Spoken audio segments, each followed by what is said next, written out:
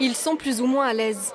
À Vaux-en-Velin, des équipes pro et des jeunes des centres sociaux du Grand Lyon s'affrontent au rugby à 13. La section Rhône-Alpes de la Ligue souhaite les sensibiliser au monde du handicap. En fait, ça fait bizarre parce que déjà, on n'a pas l'habitude de ne pas utiliser nos jambes pour faire du sport. Et ça m'a fait prendre conscience aussi que c'était pas facile tous les jours d'être en fauteuil roulant parce que c'est pas accessible de partout. Quand il y a des gens qui se moquent des personnes à mobilité réduite, faut pas parce que faut se mettre à sa place des fois et c'est chaud. Essayer le fauteuil de l'autre, jouer au handi-rugby avec les mêmes contraintes. Avec cet atelier, ces jeunes valides appréhendent la difficulté d'être handicapés.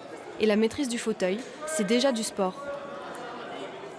On est toute la journée debout et là on se retrouve assis et on pousse comme des malades pour juste marquer des essais, c'est bizarre. On pousse sur les roues et c'est un peu dur et ça doit saouler je trouve parce que c'est long je pense pour les gens handicapés. Lorsque le valide prend place dans le fauteuil, l'handicap change de camp. Et c'est vrai que oui, un valide au départ quand il se met dans un fauteuil, pour pousser les roues, c'est un peu plus dur quoi. Ici, les rôles s'inversent pour faire évoluer les mentalités. L'internationale lyonnaise d'handi-basket, Oumi Foll, s'est prêtée au jeu.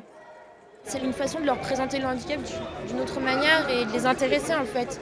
C'est par le sport qu'on les intéresse à ça et je pense qu'ils seront beaucoup plus réceptifs parce que déjà ils ont envie d'essayer et généralement quand on leur prête un fauteuil de sport, que ce soit basket ou rugby, on a du mal à les récupérer à la fin de la journée.